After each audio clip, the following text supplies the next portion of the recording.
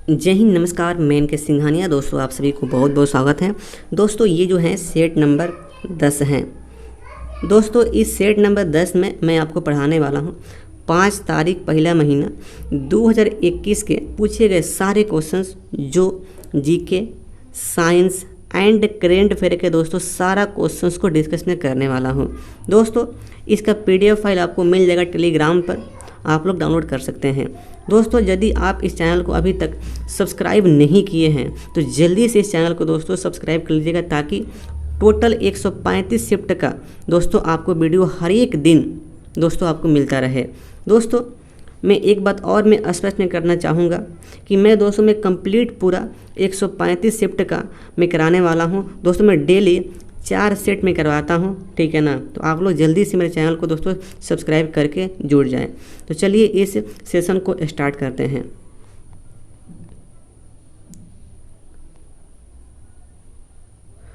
दोस्तों पहला क्वेश्चन है, वह कौन सा राज्य है जो भारतीय पुरातत्व सर्वेक्षण ASI द्वारा घोषित महत्वपूर्ण राष्ट्रीय स्मारकों की सूची में दक्षिण भारत में अग्रणी स्थान पर है? दोस्तों उसका नाम है कर्नाटक। अगला प्रश्न है, मई 2019 में 5वें इंडिया न्यू बेल्स कांग्रेस सम्मेलन का आयोजन कहाँ किया गया था? इसका आयोजन हुआ था मुंबई में। अगला प्रश्न,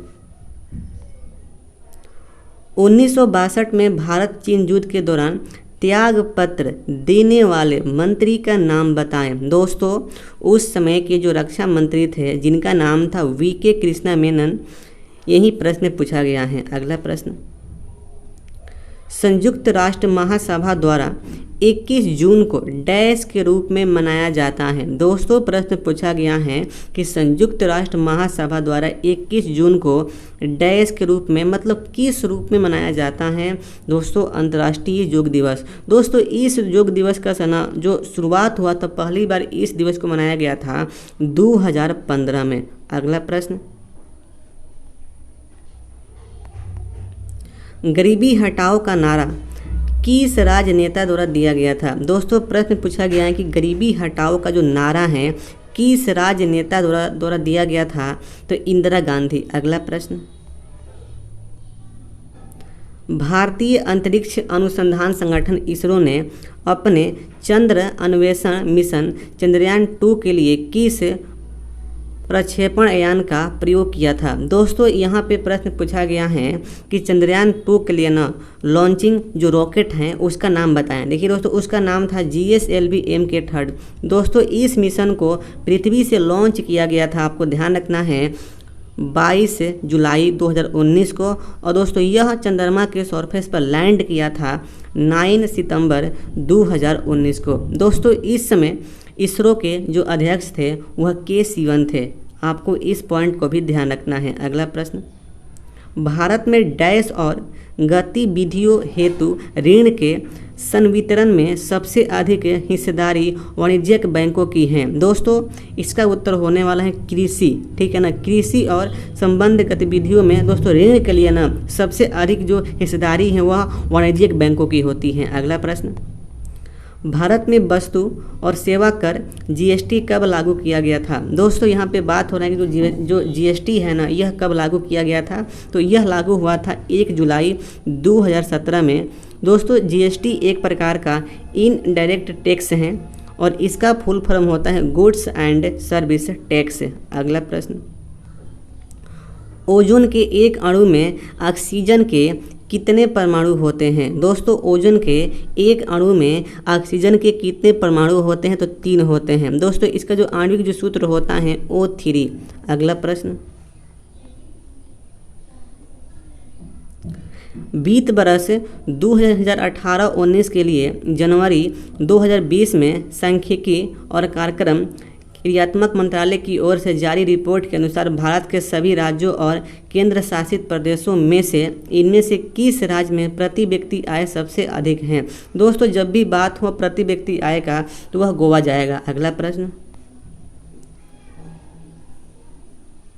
तापमान में डैश में वृद्धि होने पर किसी अभिक्रिया का दर स्थिरांक दुगुना हो जाता है? दोस्तों देखिए तापमान में न 10 डिग्री सेंटीग्रेड वृद्धि होने पर न कोई भी रिएक्शन का जो रेट होता है ना, रेट का जो स्थिरांक होता है वह दुगुना हो जाता है। अगला प्रश्न, भारत के निम्नलिखित स्वतंत्रता सेनानियों में से किसे सीमांत गांधी के नाम से जाना जाता है? दोस्तों, सीमांत गांधी के नाम से किसे जाना जाता है? तो खान अब्दुल गफ्फार खान को। अगला प्रश्न, पहली यात्री रेलवे लाइन बॉम्बे से ठाणे के बीच डैश में शुरू की गई थी। दोस्तों, 1853 में भारत का पहला यात्री जो रेलवे जो लाइन था ना, यह स्टार्ट हुआ था बॉम्बे से ठाणे के बीच। अगला प्रश्न, 3 दिवसीय वैश्विक सतत विकास शिखर सम्मेलन 2019 कहाँ आयोजित किया गया था? दोस्तों, इसका जो आयोजन हुआ था ना, यह नई दिल्ली भारत में हुआ था। अगला प्रश्न, निम्नलिखित में से कौन सा मुख्य ऊतक है जो किसी पौधों में इसकी जड़ों से पत्तियों तक जल पहुंचाता है? दोस्तों, यहाँ पे जल का बात हो रहा है तो जाइलम। अगला प्रश्न, ऊंट रेगिस्तान का जहाज कहा जाता है, यह निष्कर्ष निम्न में से किस धारणा से निकलता है? दोस्तों, रेगिस्तान में परिवहन के लिए ऊंट का उपयोग किया जाता है, इसलिए दोस्तों इसका यहाँ पे राइट उत्तर यहाँ पे ऑप्शन 1 होने वाला है। अगला प्रश्न,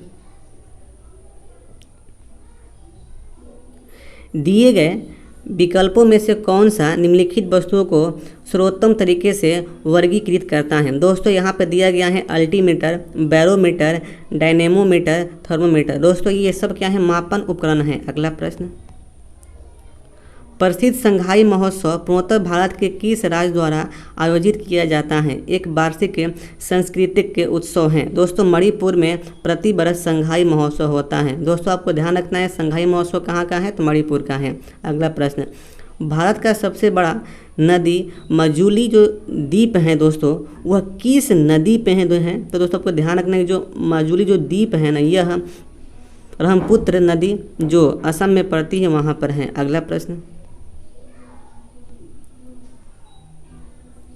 एलिफेंटा गुफाएं कहाँ स्थित हैं? दोस्तों, यहाँ पे बात हो रहा है एलिफेंटा की जो गुफाएं हैं यह कहाँ पर स्थित हैं? तो यह धारापुरी द्वीप जो महाराष्ट्र में है दोस्तों, वहाँ पे ये स्थित हैं। अगला प्रश्न, एशियन डेवलपमेंट बैंक एडीबी का मुख्यालय किस देश में स्थित है?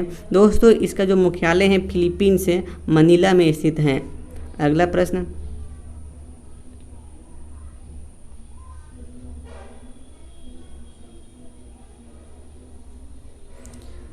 भारतीय सार्वजनिक क्षेत्र का सबसे बड़ा बैंक कौन सा है? दोस्तों, प्रश्न पूछा गया है कि भारतीय सार्वजनिक क्षेत्र का सबसे बड़ा बैंक कौन सा है? वह भारतीय स्टेट बैंक है। दोस्तों, आपको ध्यान रखना कि अभी प्रेजेंट टाइम में ना भारतीय सार्वजनिक क्षेत्र की जो बैंक की जो संख्या है वह टोटल 12 है। अगला प्रश्न, कोरोमंडल तट निम्नलिखित में से किन 2 राज्यों की गृह भूमि है? दोस्तों, बहुत ही अच्छा प्रश्न है। जो कोरोमंडल जो तट है ना, यह किन 2 राज्यों की गृह भूमि है? तमिलनाडु और आंध्र प्रदेश। अगला प्रश्न, 2019 में 11वें ब्रिक्स शिखर सम्मेलन को किस शहर में आयोजित किया गया था? दोस्तों, यहाँ पे प्रश्न पूछा गया है कि जो ब्रिक्स का जो समिट है ना 2019 में कहाँ पर हुआ था? दोस्तों, यह हुआ था ब्रासिलिया, यह ब्राज़ील में है। अगला प्रश्न, निम्नलिखित में से कौन संयुक्त राष्ट्र प्रणाली का बाह्य निरीक्षीय निकाय है? दोस्तों, इसको कहा जाता है संयुक्त निरीक्षण निकाय। दोस्तों, अगला प्रश्न है निम्नलिखित में से किस राजा ने कश्मीर में चौथी बौद्ध परिषद बुलाई थी? दोस्तों, यहाँ पे बात हो रहा है कि कश्मीर में ना चौथा जो बौद्ध जो परिषद हुआ था किसके कार्यकाल में हुआ था? दोस्तों, उस समय का निक्स का कार्यकाल था, उनके समय यहाँ पे हुआ था। अगला प्रश्न, उस प्रक्रिया का नाम बताइए जिसके द्वारा एकल कोशिका स्वयं को 2 हिस्सों में विभाजित करती हैं। दोस्तों, उसे कहा जाता है बाइनरी विखंडन। आपको ध्यान रखना है। अगला प्रश्न, दक्षिण पठार में किस प्रकार की मिट्टी सर्वाधिक पाई जाती है? दोस्तों, दक्षिण पठार में ना काली मिट्टी की मात्रा सबसे अधिक होता है।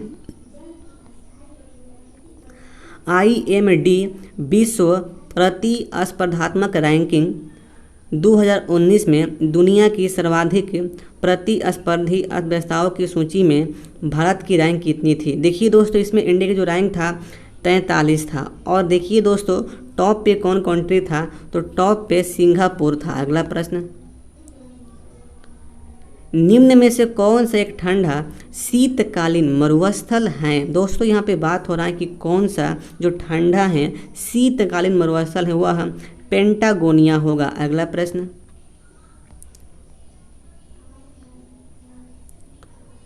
दोस्तों अगला प्रश्न है कि दूरभाष प्रणाली के संदर्भ में ADSL का पूर्ण रूप क्या है। दोस्तों यहाँ पे पूछा जा रहा है ना कि ADSL का फुल फॉर्म क्या है। दोस्तों इसका जो फुल फॉर्म होता है, ध्यान रखिएगा, एसिमेट्रिक डिजिटल सब्सक्राइबर लाइन। दोस्तों आपको ध्यान रखना है, एसिमेट्रिक डिजिटल सब्सक्राइबर लाइन इसका फुल फॉर्म होता है। अगला प्रश्न, पोंगल बर्ड काउंट निम्नलिखित में से किस राज्य का एक उपक्रम है। दोस्तों यहाँ पे बात हो रहा है कि जो पोंगल बर्ड काउंट है यह किस राज्य का एक उपक्रम है, यह तमिलनाडु का है। अगला प्रश्न,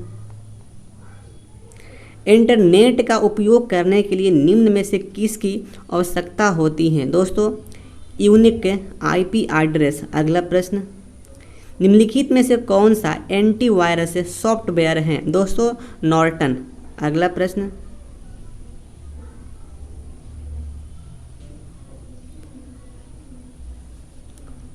गवर्नर जनरल लॉर्ड डलहौजी ने किस रियासत को अचेरी के नाम से नाम दिया था। दोस्तों अचेरी का नाम किस रियासत को दिया गया था, तो अवध रियासत को, आपको ध्यान रखना है। अगला प्रश्न, भोजन के पाचन में क्या मदद करता है। दोस्तों यहाँ पे पूछा गया है कि भोजन के पाचन में क्या मदद करता है, तो वह यहाँ पे लार होगा। दोस्तों अगला प्रश्न है कि 1974 में की गई रेलवे हड़ताल का नेतृत्व किसने किया था। दोस्तों उनका नाम था जॉर्ज फर्नांडिस। आपको ध्यान रखना है कि जॉर्ज फर्नांडिस के नेतृत्व में 1974 में देश के सबसे बड़ा रेलवे हड़ताल किया गया था। अगला प्रश्न, निम्नलिखित में से किसने लंदन में हुए प्रथम गोलमेज सम्मेलन में भाग नहीं लिया था। दोस्तों प्रथम गोलमेज जो सबमिट हुआ था 1930 ईस्वी में, दोस्तों इसमें भारतीय राष्ट्रीय कांग्रेस ने हिस्सा नहीं लिया था। अगला प्रश्न,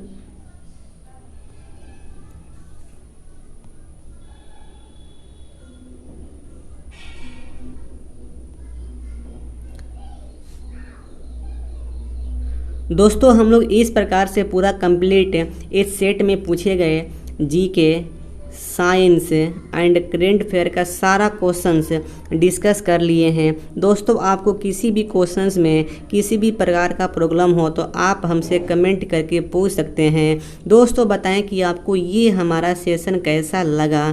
दोस्तों इस वीडियो को अपने सारे मित्रों में शेयर भी कर दीजिएगा ताकि सबको मालूम हो सके कि यहाँ पर सेट मैं डेली 4 सेट में करवाता हूं। दोस्तों तो चलिए इस सेशन को यहीं पे समाप्त करते हैं, फिर मिलते हैं अगले वीडियो में। जय हिंद, वंदे मातरम।